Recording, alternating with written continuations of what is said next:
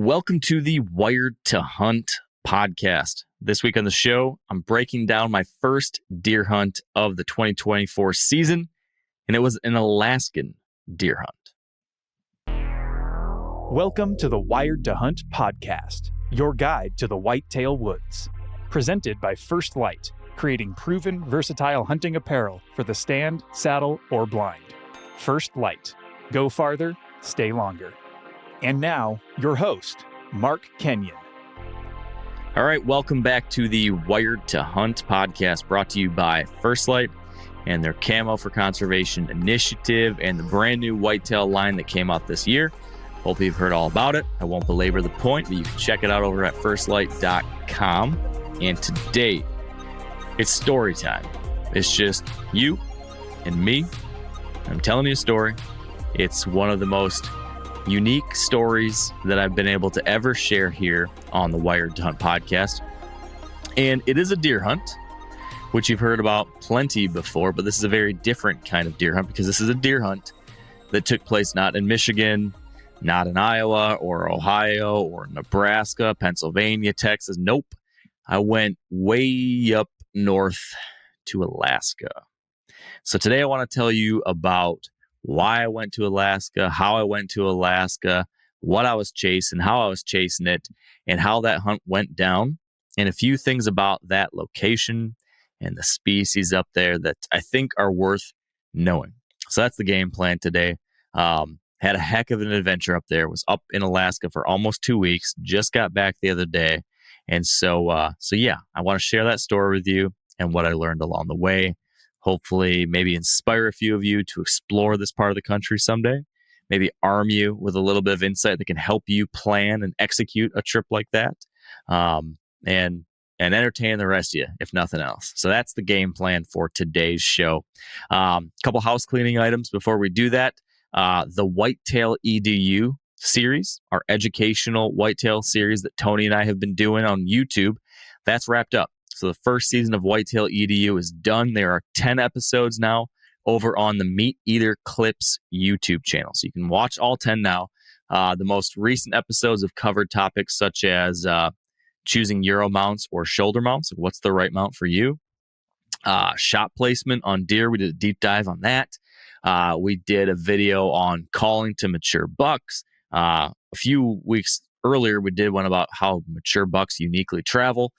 So if you want to get some last minute deer hunting know-how into your brain before the season kicks off, or maybe you're already hunting and you're just wanting some refreshers before the next hunt, check those out. That's really the only thing, other than I guess it's just a general thing, but the rest of my hunting season is going to be kicking off here pretty soon across Michigan, Illinois, Kentucky, maybe some other spots. And if you want to follow along with what I've got going on personally, if you want to be able to see videos and photos and more frequent updates on these adventures, make sure you're following me on Instagram. That's where I share everything. That's my most active platform. So the handle is Wired to Hunt, all words, at Wired to Hunt. So head on over there if you haven't already. If you're not signed up for our Wired to Hunt weekly newsletter, that's another big one. If you go to the MeatEater.com website and go to the newsletter button where you can sign up for the newsletters, there's a Wired to Hunt newsletter option, and that gets you an email every Monday with a note from me, sometimes with updates on my hunts or a quick tip or an interesting idea I ran across, and then links to all of our most recent whitetail articles, podcasts, and videos put out across MeatEater and Wired to Hunt. So lots and lots of stuff coming out. We've got a whole stable of different writers who are sharing whitetail how-to articles. On the podcast side, of course, you've got this show, but then, of course, Tony's Foundations podcast, the Rut Fresh radio podcast that come out every Wednesday with updates from all over the country on what deer are doing right now. Like all that stuff, you can stay up to date with that newsletter. So highly recommend you do that too. That's it, I guess, as far as those quick little reminders. Let's talk deer. Let's talk Alaska. Let's talk this hunt I just came back from. Why did I want to go to Alaska? And why did I want to go to hunt deer there? That's a good question, and it's where we should start. And some of it I can explain to you, some of it I'm going to hold back, because part of what inspired me to go up to Alaska for a deer hunt was a very interesting wildlife ecology phenomena underway right now. There's some interesting stuff going on in Alaska that I was interested in. And I wanted to do some reporting on it, some learning about it, some research on it, and I want to share it with you folks and many others. But that's still kind of in the midst of happening right now. This trip was part of that research process. I'm still doing some now. I want to wait to start talking about that until I have a very clear, comprehensive handle on this situation. But rest assured, we did a film. We produced a film up there in Alaska about this hunt and about this interesting ecological situation. And I will be diving into all of that, in the next 6 months to a year, once we finally put all that together and bring that out to the world. So that's like, I realize, like a ridiculous teaser to tell you there's this interesting thing and I'm not going to tell you about it, but I guess forgive me. I'm doing it anyways. So there's some interesting stuff going on with wildlife up there. That was one thing. And then as I found out about this interesting stuff, it got me more and more interested in black-tailed deer and what their situation is up there, and how healthy is that population? How healthy is their habitat? What's the future look like for black-tailed deer? What's the future of the landscape they live in up there? What do they need to survive and to thrive? What's going on up in this part of the world? And this part of the world is Southeast Alaska. So for those who aren't familiar, and if you're watching on video, I'm going to see if I can do this the right way. If you're seeing on video, this is kind of what Alaska looks like. I'm holding up my hand, my thumb's down, my index finger's out a little bit, and then the rest of my hand is kind of 3 fingers together. You've got this peninsula that sticks out to the south. That's Southeast Alaska, that branches down off the main body of Alaska, down along the edge of British Columbia. And this is where Juneau is. This is where Ketchikan is. This is where Prince of Wales Island is. This is where Steve's Fish Shack is. This is where, the largest temperate rainforest in North America is. The Tongass National Forest is this incredible 17 million acre rainforest in North America. It's vast. It's home to some of the largest trees in the world, an incredible breadth of biodiversity, and this, huge swath of wild country too. I mean, there's obviously some towns like Ketchikan, Juneau, others I mentioned, but it is wild too. And so, I wanted to get up there and see this.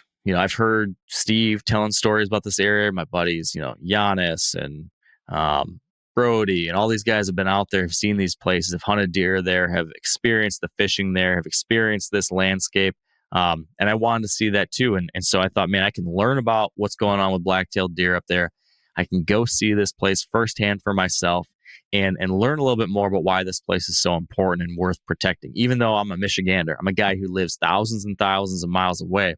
I keep hearing about the Tongass National Forest. I keep hearing about why some people call this the salmon forest or the climate forest, because this forest has an unbelievable set of dependencies, I guess, on. The forest sucks up a tremendous amount of carbon, so it's helping with that whole situation. It provides much of the habitat that vast swaths of the salmon in the world depend on. The forest itself is actually built in part by salmon, because salmon run up all these thousands of streams across Southeast Alaska. And as many of you probably know, salmon, when they spawn, so when they lay their eggs, they then die.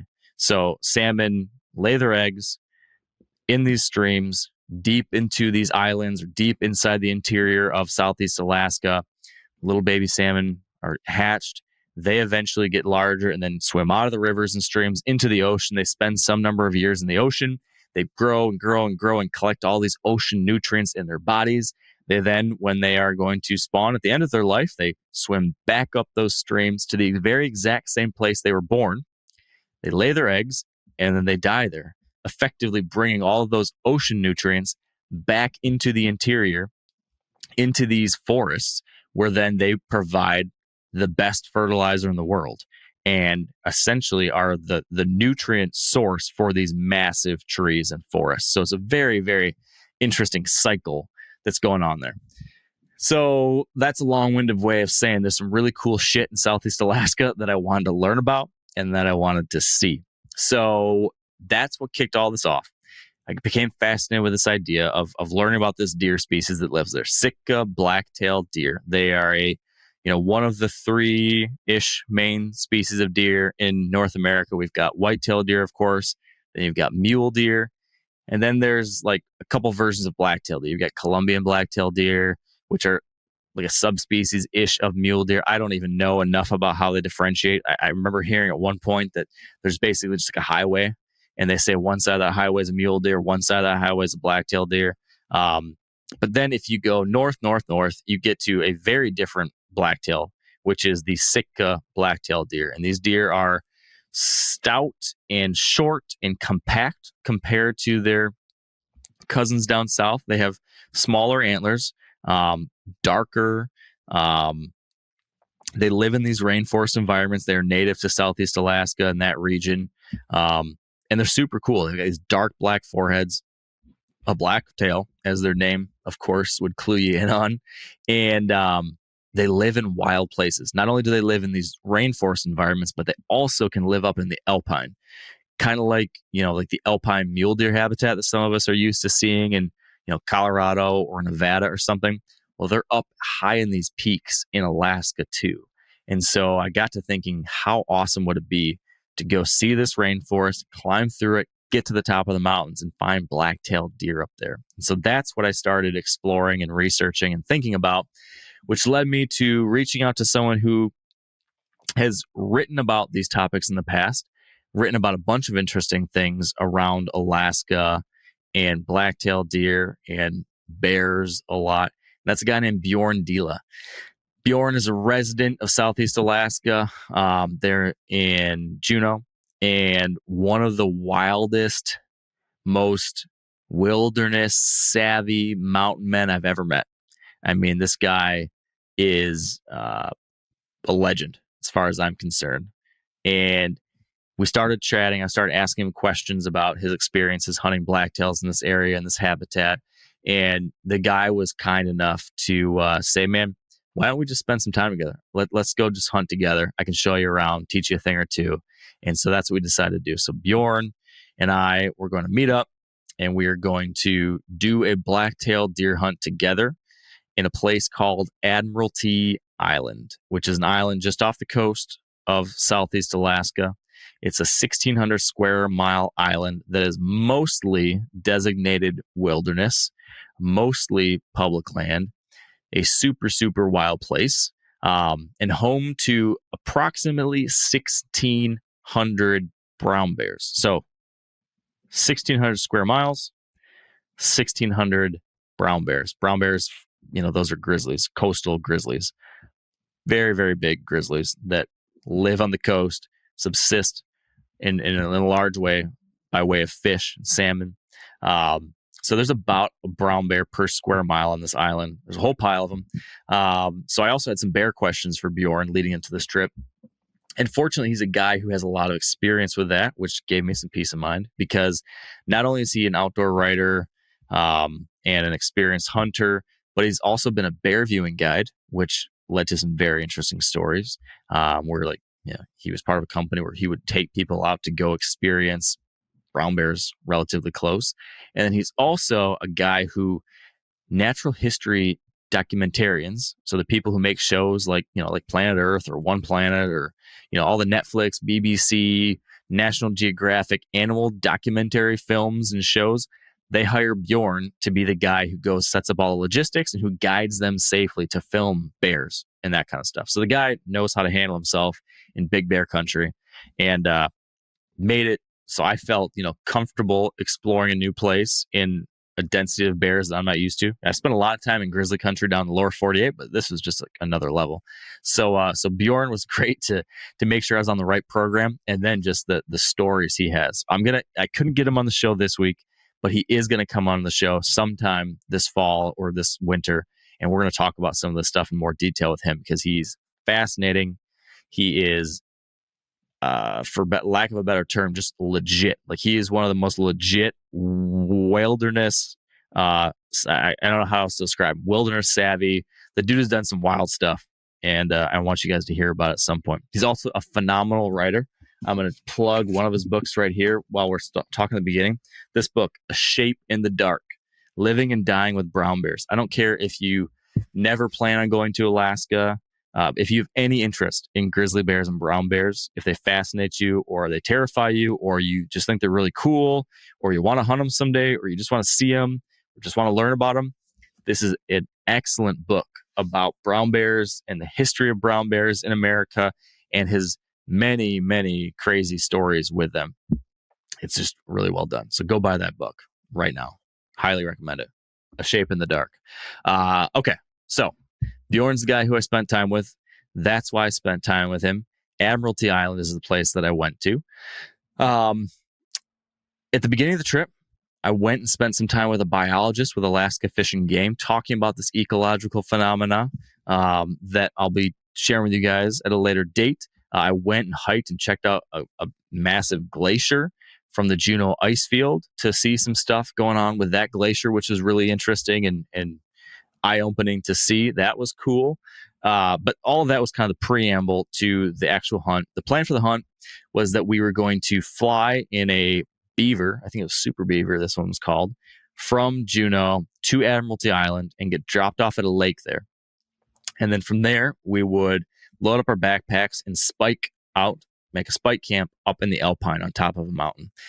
Problem was that the day we were supposed to fly out was rainy, foggy, cloudy, a nasty mess, and they pushed back our flight an hour, so we went to a diner, pushed back another hour, so we had a second cup of coffee, pushed back another hour, so we ate lunch, pushed back another 2 hours, so we went to Bjorn's house and hung out for a while and worked. And long story short, they eventually, like 4:30, something like that, they called and just said, hey, we're not going to go fly today.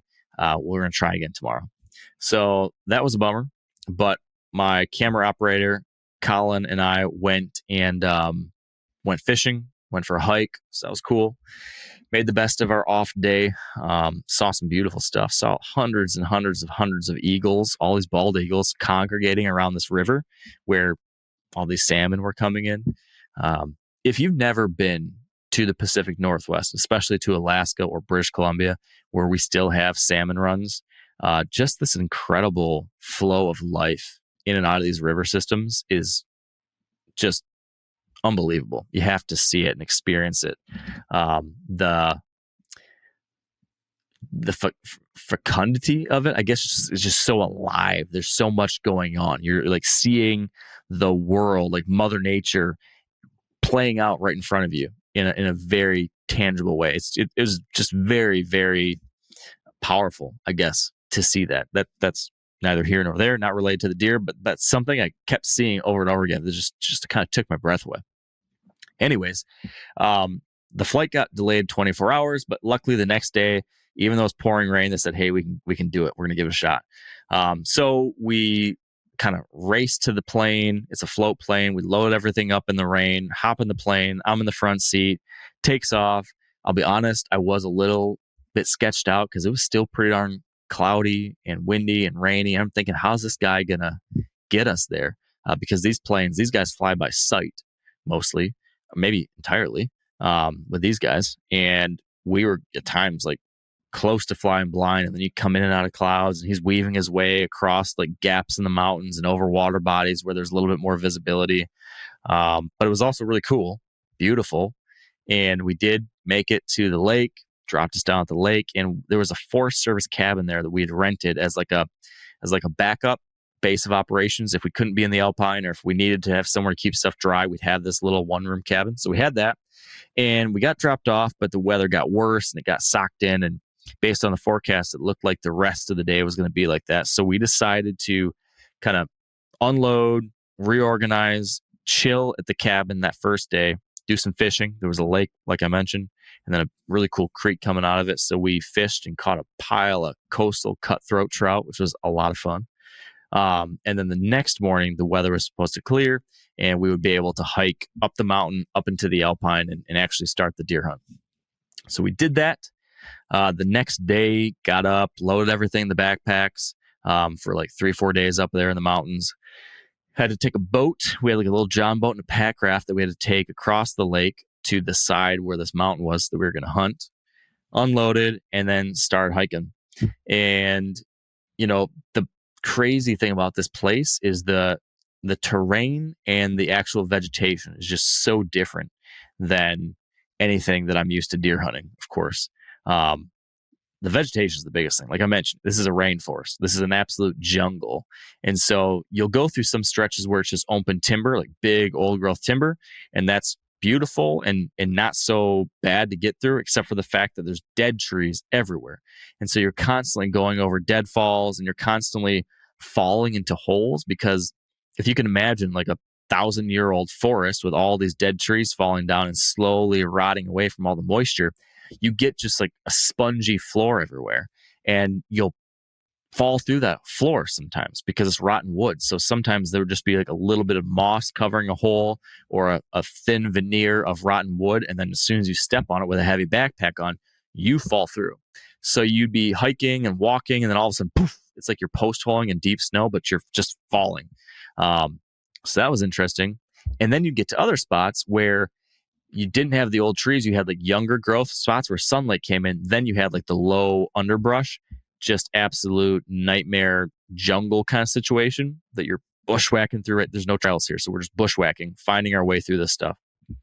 And the worst stuff was something called Devil's Club, which is like, I gotta go look and find like something I can compare it to, but it's like a long, tall, stocky plant with a big leaf at the end, and then just spines all the way up and down it. And there's some kind of toxin in it because it causes you to blister, different than like the regular thorns and stuff we have here in the Midwest. These thorns would create these nasty, big red, and then eventually white, pussy blisters everywhere you got poked.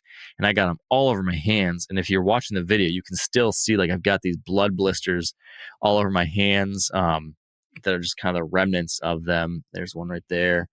But it was like white, pussy blisters all over my hand and parts of my shoulders and back and stuff. So just made it, an adventure. And then you get to spots where it would just be so steep that you were basically, using your hands to climb up the mountainside. It wasn't even like walkable. You were just like hands and feet and knees and everything pulling your way up with a, 50, 60 pound pack, with your rifle, with all this stuff. So it was an adventure getting up there. It was obviously all wet still and muddy, so you're slipping and sliding too. And this was an easy approach, according to Bjorn. So, what I thought was kind of a death march, he's like, oh, this isn't that bad. So these guys are used to some tough stuff, and I definitely admire them for that. I thought I was pretty mountain, experienced and mountain savvy, and, I did fine, but it definitely was, it worked me, I guess, is what I'm saying. So we did that for how many hours, and then punched out finally into the alpine tree line.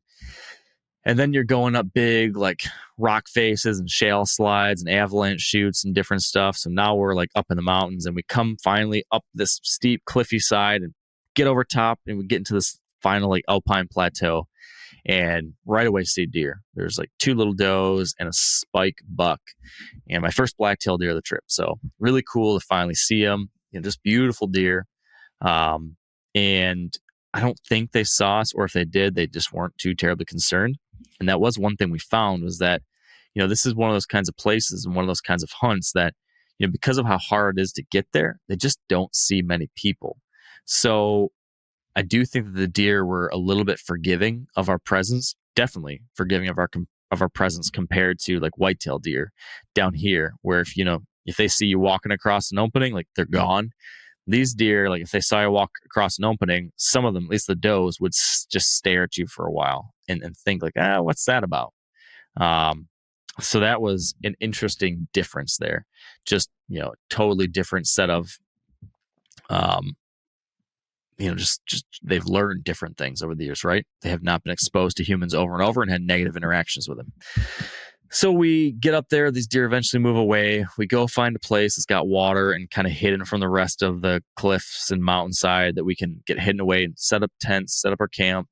And then after that, we kind of regrouped, talk about strategy, and headed out for the first hunt.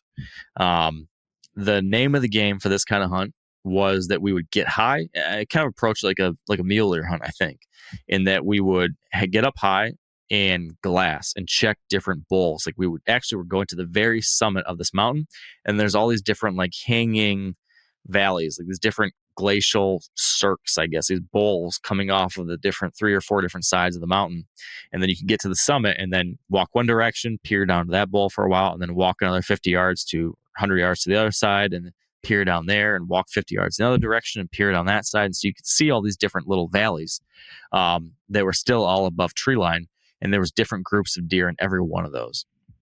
So the first one we went to, we saw, what was in there? I spotted a bedded buck and a couple bedded does and a few other does up and feeding. And that was exciting just to kind of see some deer doing deer things. And that first buck, looked like a decent one.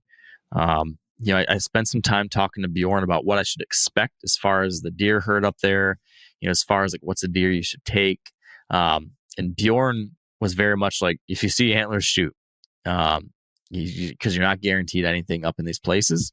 And he traditionally has been, hunting up here just for meat and getting as much meat as he can get. And, not much for passing up bucks and waiting to see what else was out there. So he was very much all about like, man, take a crack if you can get one, which I respect and was not opposed to. At the same time, though, like, this is my first time seeing black-tailed deer. This is my first time in this place. I didn't really want to just like rush to get it over with. I wanted to kind of savor it a little bit and see some of these critters and learn about some of these critters before I, hunted and killed one. So that first valley we explored and glassed, we said, all right, that's cool. Let's keep looking. Let's keep exploring. So then we hiked up this other big ridge line heading to the summit, and peeled over and looked on this other side. And on this other side, Bjorn spotted a doe, and then I started glassing. And as I'm glassing, I finally spot antlers. And here's a bedded buck, and it looks like a pretty nice one. It looks like a pretty nice one to me, but I don't really know what a nice one is. I mean, I think it's a nice one, but I don't have that context. So I'm like, Bjorn, what do you think about this deer? And he's like, oh man, that's a really good buck. That's top shelf. And you gotta know, like, Sitka black-tailed deer have much smaller antlers than mule deer or white-tailed deer or even black-tailed deer down on the West Coast. These are smaller antler deer. And then even as far as Sitka black-tailed deer go, the ones on this island are smaller antlered than the ones on somewhere like Kodiak Island. So, we're just not dealing with big racks here, but they're like stout-bodied, super cool deer still. So what I was looking for, and what I eventually explained to Bjorn, was, I'm looking for a good representative of the species.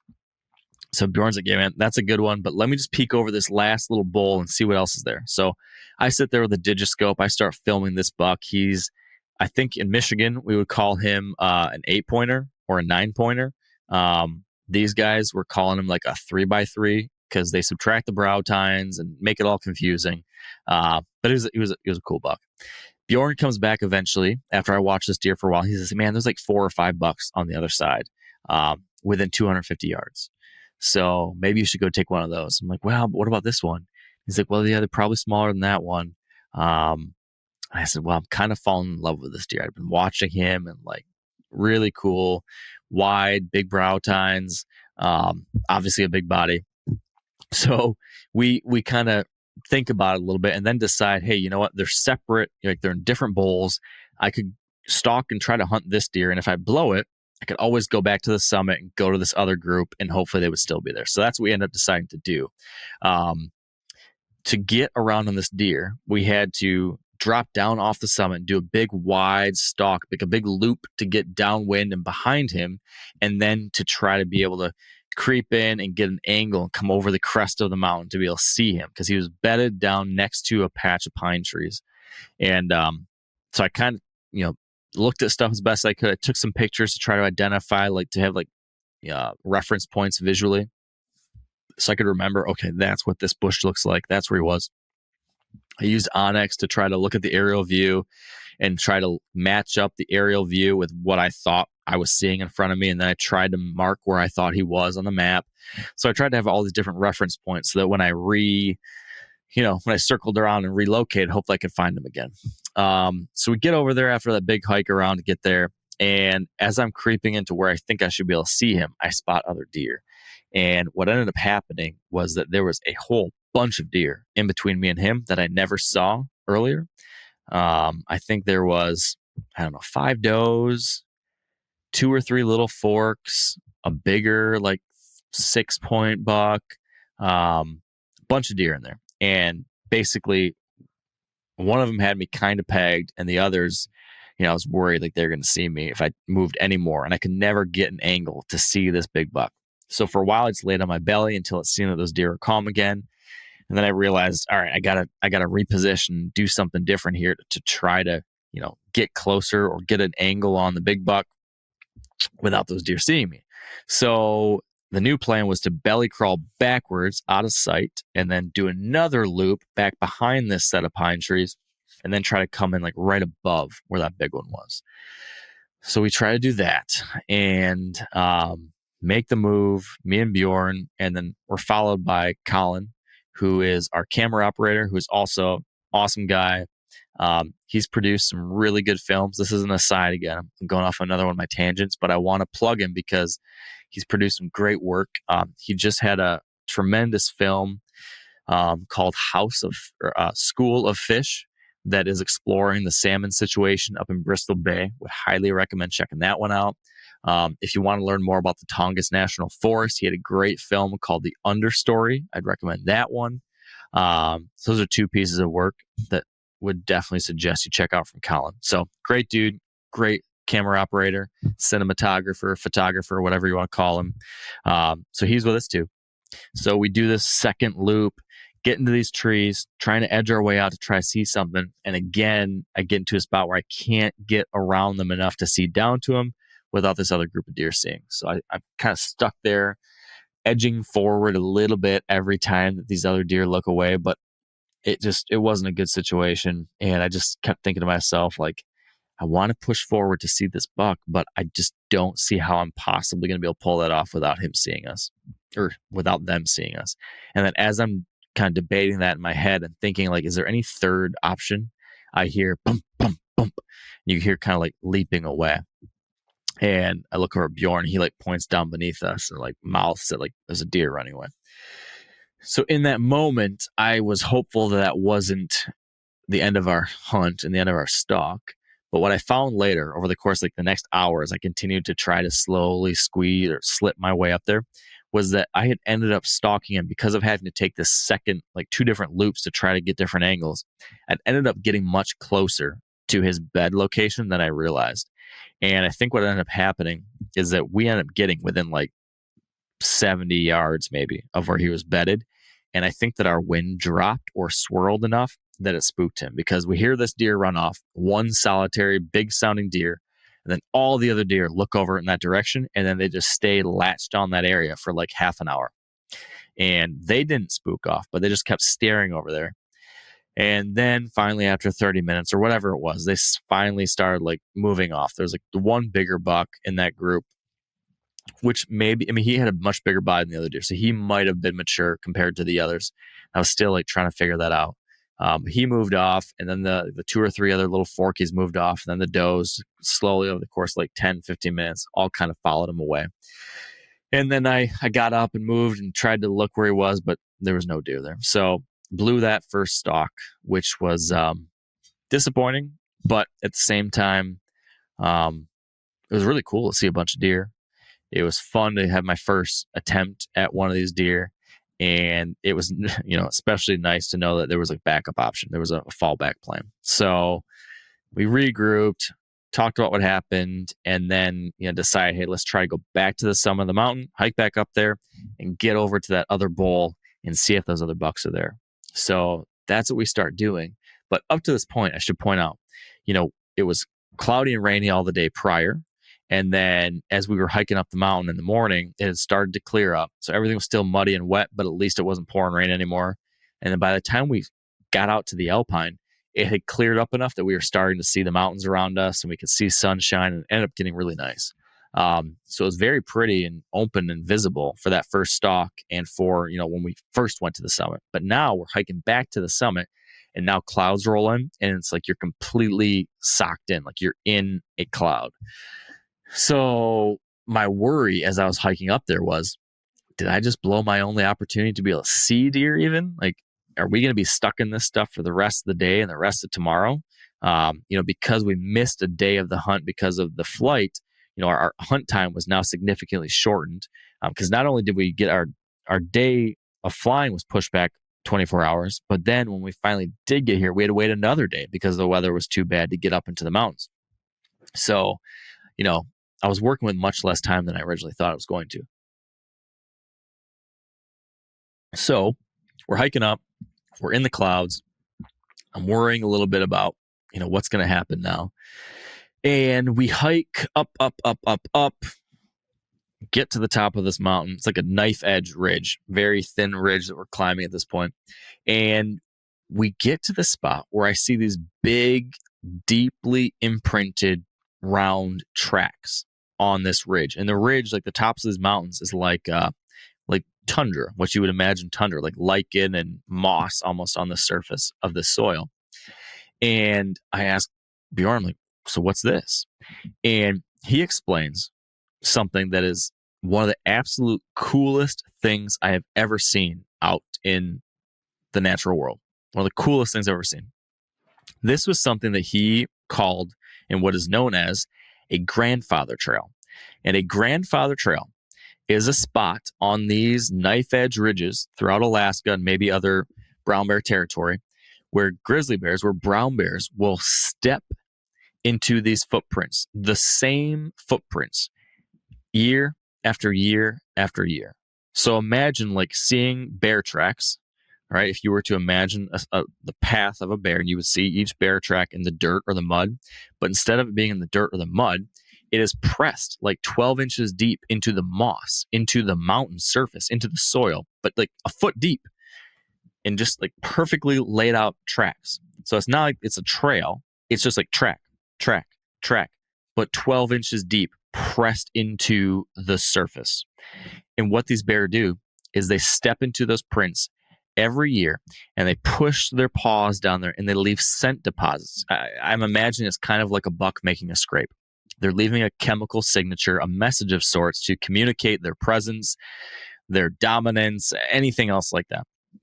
And so all sorts of different bears come up and they walk these trails. And when they walk these trails, they carefully press their feet exactly into those steps as they walk across the ridge to leave this message. And what Bjorn explained was that in these places, these same trails have been used since the glaciers melted away. So thousands of years, these trails, these prints have been pressed into by different brown bears over the course of hundreds and hundreds of generations of different bears. So I was standing there on top of a mountain looking at the tracks that thousands of different brown bears over the course of thousands of years had pressed their paws into. I mean, it was just a wild thing to consider and to see. I mean, as far as I'm concerned, grizzly bears are the epitome of wildness. And here was a place to see and touch something that had been created by and touched by that emblem of wildness for thousands of years. It was like one of the most direct connections I've ever had to something that happened so long ago. It connected me back to, I don't know. I don't have the words yet. I have not had the time yet to think about exactly how to explain this, except to say that it was a powerful experience and something to see and something to be near and to imagine all the wild stuff that had happened right there where I was standing.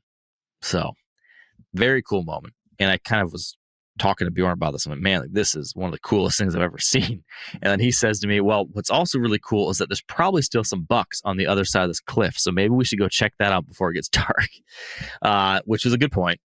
And so we kind of sneak our way over to the edge and then eventually have to lay down and belly crawl up to this cliff because there's like a sheer cliff drop down into one of these bowls. And just as we're getting there, the clouds part and the sun's setting, just this beautiful light is kind of shining in now from the side. And we creep over the edge and look down to this bowl. And here is like, I don't know, like an Alaskan Eden. this perfect landscape, bright green, open meadows with scattered trees and boulders and deer everywhere. There's does feeding over here. There's bucks feeding over there. There's does bedded there. There's a buck bedded over there. There's 2 bucks fighting here. There's just every different place you looked, there was deer doing their thing. And you're viewing it all from like a bird's eye view. I'm way at the top of the mountain looking down at these deer. I don't know. It was like being a drone looking over all top of it, or be, like I said, bird's eye view, an eagle flying over top of this scene. It was really kind of bizarre to experience and see deer from this perspective, and just absolutely beautiful. So we're up there and I'm just watching, and Bjorn's like, well, you going to shoot one? And I didn't know. I was kind of like, I don't know if I want to shoot one. I don't know what I want to do in this situation. I just kind of want to watch right now. So I just pulled up my binoculars and just watched for a while and looked at all the different deer, and I started wrestling with, whether or not I wanted to shoot one. And I'm trying to also figure out, like, are these young bucks? Are these mature bucks? Are these big bucks? Are these small bucks? Is this is this the right situation to shoot one? Is it not? Is it too soon? Is it just right? Is it, am I running out of time? All of these things started, rushing through my head after I first was taken aback by the whole thing and took it in. That next phase was like, okay, now what? I had all these different things I had to think about. And so I'm looking at deer, and Bjorn was kind of joking about how he never watched deer so much in his life as he does when it's with me, because, again, I'm taking my time with this. And as I'm sitting there thinking about stuff and debating about whether or not I want to take one, clouds roll back in, and we're just completely, everything's invisible again. And I'm thinking like, geez, I guess like Mother Nature might have just made the decision for me. Because this looked like a big cloud. It looked like everything was cloudy. And it's funny how when you're in it, it feels like everything is cloudy and socked in. It kind of looks like, okay, this is everywhere. But somehow every time I ever got to thinking that, relatively quickly it would open up, and then you realized you were just in this little world that felt that way, but there's a much larger world around you that was open. And so as we're all socked in and it's cloudy, I start to, chat with Bjorn about kind of how, just started verbalizing what was inside my mind, how I didn't want to end it too soon. But at the same time, I knew that we were running out of time. And really what I wanted was as I said earlier, like a good representative of the species, a mature buck. I didn't really care about the antlers. I wanted a deer that was relatively mature, that would, have a good bit of meat, and, be a good average illustration of what black-tailed deer are all about. That was kind of my realistic goal for this trip. And so he says, well, there's probably at least one, if not 2 down there that would be at least 4. I was like, oh, really? Like a 4-year-old? That's, in my world of whitetails, like a 4-year-old's a pretty damn good deer. So he kind of explained it. Like, you got to remember, like, these are different, obviously different than whitetails, even different from black-tailed deer in Prince of Wales Island or Kodiak. These are smaller antler deer up here because of the habitat and the elevation and everything. So, you don't assess too much by the antlers, which is a good reminder for us down here in the lower 48 too. So luckily, that's what I'm trying to say. Luckily, the clouds part again, and we can see everything again. And Bjorn's like, yeah, like that one right down there, I bet you he's a 4-year-old. And so I eyeball this deer, and he is what I would call they were calling a fork. I would call a 6-pointer, almost a 7-pointer, because you kind of hang a ring. In Michigan, we say if you can hang a ring on it, you can count as a point. So I'm going to call him a 7-pointer. But like you could tell the antlers were heavier and darker than the other deer. His G2s were kind of thick and bladed, which I thought was pretty cool. And then he's got this pudgy belly. And these deer, like I mentioned, they're short and stocky, and they've got pot bellies. So that kind of ended up being the way you could tell if it was a mature deer, because the fat ones were those older bucks. So there ends up being one of these pot-bellied deer that is relatively close to me, broadside and feeding. And 2 bucks are like sparring right in front of him. It was like very cool taking it all in. So when I see that and Bjorn explained that was a mature buck, I just said, okay, you know what? That's the deer I want then. So got lined up, got comfortable. It was, perfect shooting position. Again, this is a rifle hunt, which is something I don't do a lot of, but enough. But it was nice that I could be laying down. I was like in a prone position, elbows on the ground. I had a little bipod on the front of my rifle, so I had like great support. And got a shot at him broadside, dropped him in his tracks. Absolutely gorgeous. The whole thing was just gorgeous. And it was pretty wild. I mean, it was just like a marathon of a day. Shot this blacktail, got a really good, quick, ethical kill. We hiked down off the mountain, down into that bowl. We're able to recover the deer, do some work. And then we kind of got to realize, like, it's going to get dark really quickly here. And this is super thick bear country. We're going to have to figure out how to get this deer out here quick and ideally not after dark. So we just got to work skinning, quartering, packing, gutting ahead of all that. And, from Bjorn's perspective, the best thing would be to just get the deer back to camp, and then just do it fast and, make some noise, have your gun close to you, have a bullet chambered while you're doing all this, because you don't want all this smell and blood and guts to be around you, and then have your back to a bear approaching. So he chambered around and just kind of kept an eye on things while we got to work. And fortunately, no bear problems, no issues. We got that deer all packed away. After dark, we ended up having to hike in the dark, but that was fine. Traversed around this mountain, got back to camp, and there's no big trees up high in the alpine. There's like kind of scrubby stuff. So we basically just had to hang the meat on these little scrub pines like 3 feet off the ground, which was not going to help with bears at all, but it would hopefully help with American martins, which I guess can be kind of aggressive and get into your food. So we did that. Turns out that didn't help. We did not have bear problems, but we did have a marten get into my meat and eat some of the meat, and he actually stole my knife.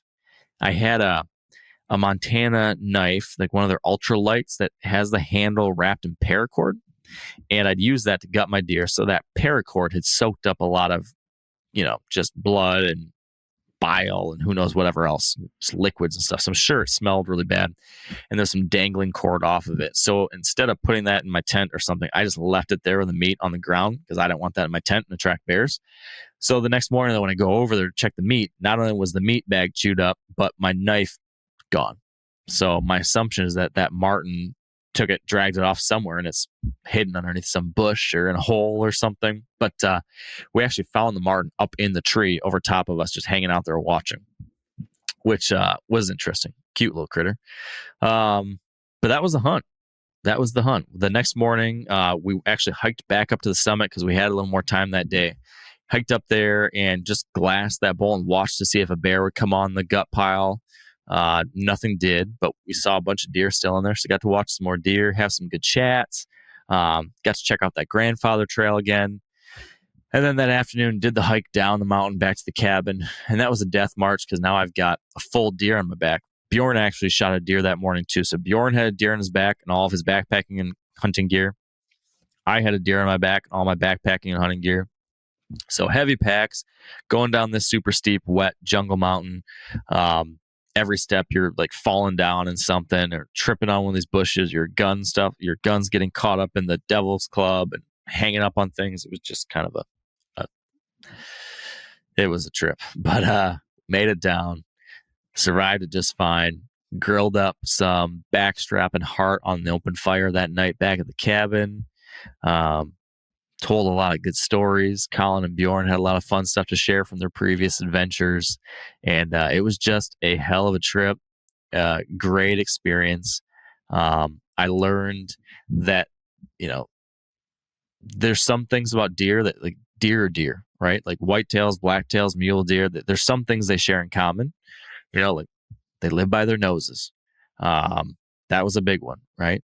That was something that kicked me in the butt on this first stalk. But at the same time, it's so interesting to hunt these different versions of deer in these different kinds of places to see how they operate differently. In this case, these deer felt very comfortable out in the open because they're not used to humans messing with them. So basically, if you could get to this place, you could find, virgin territory where deer were being deer, hanging out in these wide open meadows because they weren't threatened by us. And that was cool to see. I think one special thing about traveling to these still wild places is that you get to see deer operating as they did before they learned to associate, humans with danger. And so I found that to be really special and valuable and worthwhile to see. So I just came away from this trip with a newfound respect for Sitka black-tailed deer, a newfound respect for the terrain they live in. I felt like when I had seen previous black-tailed deer hunts, like on, people in Kodiak or Steve's hunts on Prince of Wales, it never looked that rugged. Maybe I just hadn't been paying attention enough, but it always kind of seemed like there's some kind of like nice, easy hills, and it didn't seem like tough country. But at least this hunt, I felt like we were in some stuff. We were up there. We were traversing ridge lines that if I took one wrong step, I'd be sliding down a long ways. We were steep stuff with heavy packs that you just had to respect the territory and respect the deer that lived there. And that was eye-opening and impressive. So I took that away from this hunt too. And I think if I were to, provide any kind of guidance for somebody who wanted to do a black-tailed deer hunt themselves, still having relatively little experience myself, I would tell you a couple things. Number one, if you can find a way to get to one of these places away from people, I think you're going to have a really special experience. That's first and foremost. So I talked to, the people I talked to mentioned like, hey, it's different when you're on a road system. And there are places you can hunt blacktails on the road system in Southeast Alaska, and you can have success, but they're going to be more like your whitetails. They're much more edgy. They're much more cover dependent. They're pressured. And so you would have to hunt them like you hunt pressured deer down here.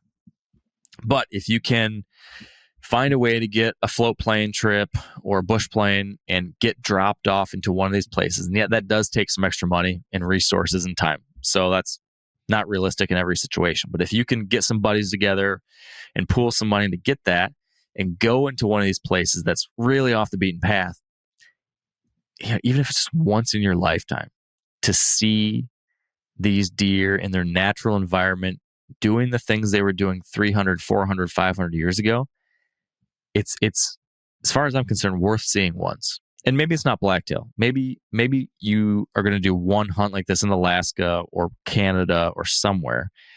Maybe it's caribou, maybe it's moose, maybe it's black bear, whatever it is. I would say that every hunter and angler, it would be worthwhile if you could somehow save up the money to go up to one of these places and experience it just once, at least once in your life, just to see how it used to be. I think that was one of the biggest epiphanies I had, one of the greatest things that kept coming up over and over and over again during my couple weeks up there. It was that we used to have this. We used to have some version of this down in the lower 48, whether it be millions and millions and millions of salmon running up our rivers every year, or whether it was great big herds of deer that were relatively comfortable in the open and feeding and not constantly on edge and not constantly threatened. We used to have places you could hike out and hunt in where there was the most impressive predator in the world present all over the place. We used to have grizzlies and brown bears all over the lower 48 states. This was a wild country, and you had to respect that. And when you walked across North Dakota, you were in grizzly country, and you were respecting the land and the wild critters out there, and your senses were turned up to 11 because you weren't at the top of the food chain. And I don't care what you think about that. It changes the dynamic. It makes it more electric. And if you've never spent time in brown bear or grizzly country, I can tell you that it changes your relationship with it. And I personally believe it changes it in a positive way, in a way that you are humbled by the landscape and the animals around you. And because of that, you appreciate it more. I don't know how to describe this in any other kind of way, but imagine that kind of feeling, like where you're driving down the highway and then all of a sudden, like you witness a car accident right in front of you, or someone swerves in front of you and you almost hit them and you just narrowly escape it or whatever. And you get this massive adrenaline dump, right? or some other thing almost happens to you. Like a bad thing almost happens. You have this huge rush of adrenaline, hyperventilating. Your whole body is on fire for a second, right?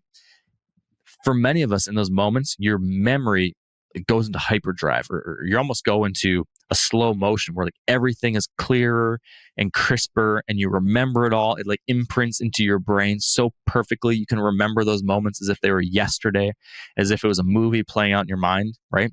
That's what happens in these intense moments. Well, that same kind of thing to a degree occurs when you are in such a wild landscape that you are no longer top of the pole, not top of the totem pole, right? Everything is more vivid. The colors are richer. The sounds matter more. The smells are more pungent. And that was like every day in Alaska, you felt like that. And so this is a long-winded way of saying that we used to have these incredible wildlife populations and these wild, wild, wild places and these infinitely dark skies. This was everywhere down here. And we've lost much of it. We still have pockets. We still got our things. We still have white-tailed deer. We still have elk. And it's incredible that we've been able to bring these animals back.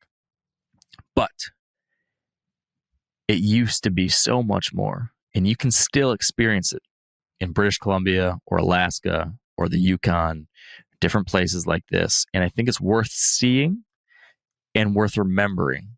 Worth remembering that there's still stuff like that worth fighting for, and that we have so far to go still down here in the lower 48.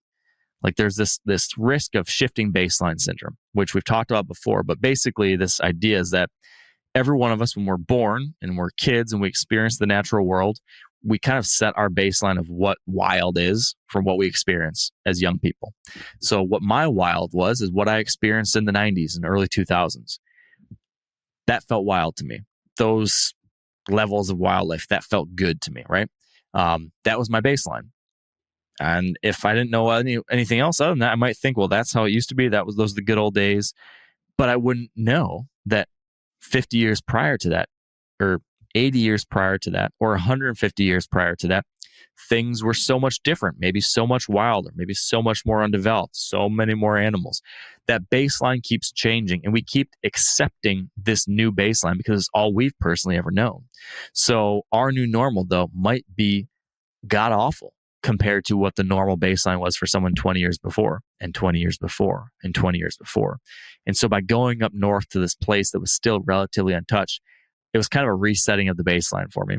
And I realized, and I was reminded of the fact that, man, maybe if I had been born 200 years earlier, I would have seen this down in northern Michigan or Montana. But we lost a lot of it. I'm very thankful we haven't lost all of it. And I'm going to fight hard to make sure we don't lose the rest of it. But let's make sure we don't screw up these last best places too.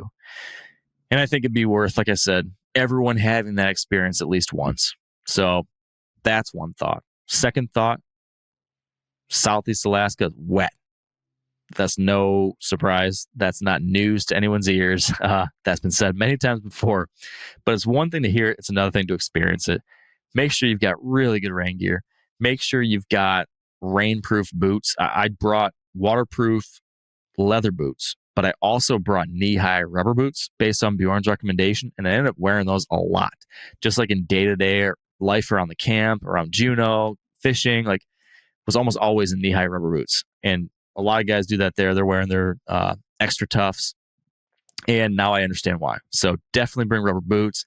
Definitely bring the best waterproof stuff you can bring. I had waterproof stuff sacks, waterproof backpack liner for my big backpack, waterproof everything. And it was needed. So recommend that. Definitely come prepared for bears. That's nothing, no surprise, I think, for anybody. But I do think you just have to be really respectful of that fact in these places that they're there. You don't need to fear them. You don't need to let them stop you from going and experiencing these places. You just have to respect it and be properly prepared.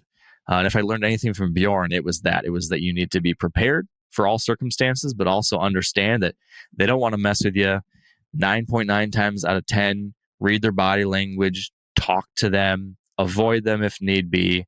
Don't escalate the situation. And most of the time they're going to go on their way. So that was that was a good reminder. And I brought bear spray. I had my rifle, of course, and then I also brought a 10 millimeter pistol. And the key thing is to always make sure you have stuff with you. Like a gun or bear spray is never going to do any good if it's in your backpack on your back, or if it's 10 feet away while you're taking a piss. Like, always have your thing. That was a key thing that Bjorn mentioned. Like, don't even go to the outhouse without spray or your pistol or something. Like, always be prepared just in case. So that would be something else I would note for anyone planning a trip like this for the first time. And I guess the last thing I would say, and again, this is not like a thorough how-to of this trip. These are just more some overarching thoughts. But the last thing I would say is that this trip also, I realized, looking back on it, in Alaska in general is more accessible than maybe I realized. Like, I kind of always looked at Alaska as out of reach. I kind of looked at it as like prohibitively expensive, like out of my league.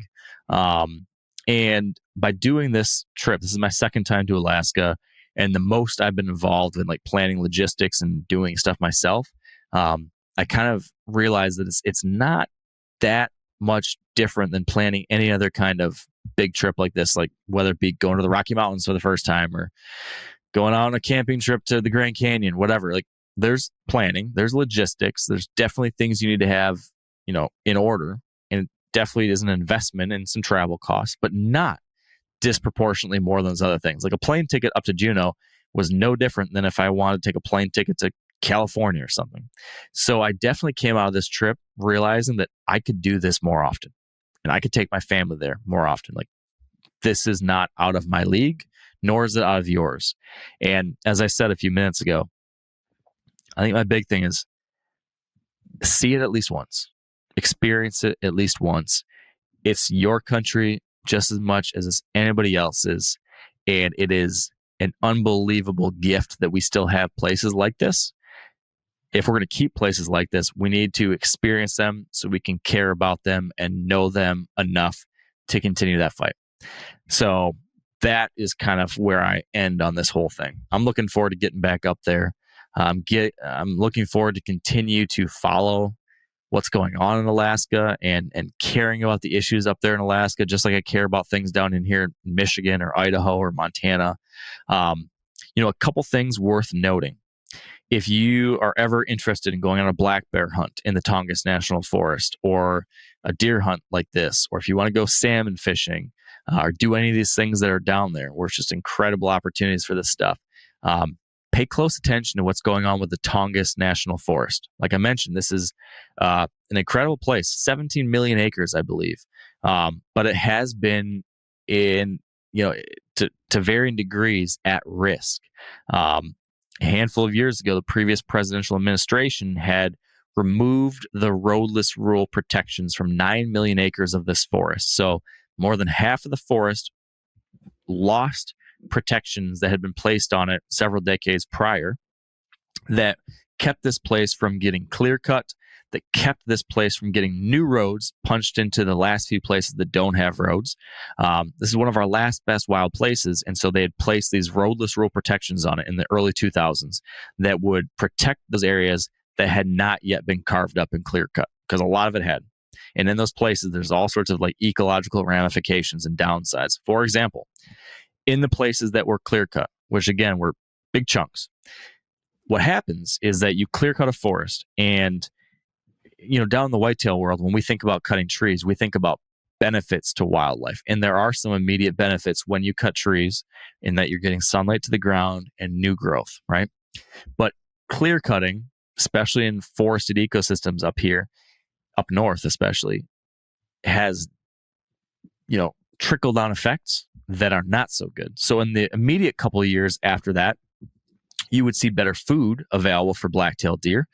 But black-tailed deer need old growth forests because they need protection from snows. They need to survive these gnarly winters up there. And old growth, high canopy forest is the habitat that they need to survive that.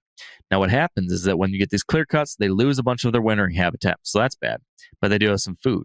But then you have these clear cut areas that do start growing back, and they start growing back very thick and all at the same level. So what you eventually have is something called canopy exclusion, where these second growth forests get to a point at, 15, 25, 35 years old where they are forests again. They're very thick forests and they're completely dark forests on the top. And so there's no sunlight that gets to the bottom and there's no diversity in the age structure of the forest. And so there's no understory. And what you have then is a deer desert. What deer need there is old growth in which you have naturally occurring diversity in age structure of forest because you've got the big old trees that provide your winter cover and your canopy, but then there's dead and dying trees scattered throughout. So you get these different pockets and openings where sunlight does come in. And so you get understory and you get overstory. And so what you want is a balance of both of those things. There are examples where there's been like wildlife thinnings coming into these second growth forests and trying to recreate that. So trying to create some pockets and open up things a little bit. And that's a good thing. But the big thing is we can't have these clear cuts happening again that are not only bad for black-tailed deer, but they're also bad for salmon. They're bad for the streams. They're bad for the trout, all the different fish species in these rivers. When you clear cut these rivers, you remove the habitat that's preserving the banks of the streams. You get siltation and dirt and erosion and all this stuff rushes into the rivers. It covers up the gravel beds that salmon need to spawn. All sorts of different kind of trickle-down effects from it. So this is my rambling way of saying that the roadless rule has been something that has been very good for fish and wildlife in that area. We had it for a while. It was taken away in like 2000, I can't remember, 18 or 19 or something like that. But then again, they were put back in place recently, like a year or two ago. So we have those roadless rule protections on the Tongass again.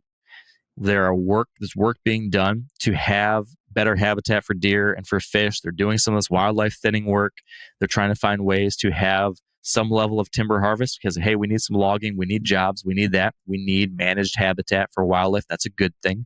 But we need to do it in such a way that it's not going to destroy the habitat, that's not going to level these things, that's going to still preserve the wild spots that we have left. So I'm very much in support of the roadless rule. I would suggest you learn about it because, the political pendulum swings, and I would not be surprised if we see a debate come up about these things again in the future. And if you want to chase black-tailed deer someday or go see this place someday, you won't experience the same thing I did if we lose those protections. And I hope if you've listened to this, you can see the value in protecting these places and hopefully being able to see them someday yourself too. So that is the story of my Alaskan deer hunt. I actually got to stay around for about just a little less than another week and got to go on a whole nother excursion, learning about salmon and the issues impacting salmon. I got to do some saltwater fishing in the ocean. I caught coho salmon. I saw humpback whales. I went to Bristol Bay. I caught massive rainbow trout, the biggest grayling I've ever seen in my life, pink salmon, just all sorts of really, really fascinating things. I learned about some incredible places, some incredible animals. And once again, I'm just more fired up than ever to do whatever I can to keep these places wild, to keep these wild animals out there, and to make sure that all of us and our kids can experience these things someday in the future as well. So that's my story. I'm sticking to it. Hope you enjoyed this one. And if you have any questions, hit me up on Instagram or social media. I'll try to answer some questions here in the coming days and weeks about this hunt and about this experience. If there's any of you that want to try something similar in the future. I think that's it for today. Starting next week, we'll be right back into our usual whitetail content. The season's kicking off here in Michigan in just a handful of days. So I'm about to get real serious about whitetails. I'm sure you are too. So until then, best of luck if you are out there hunting already.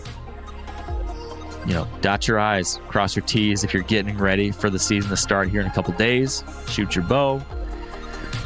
And until next time, my friends, stay wired to hunt.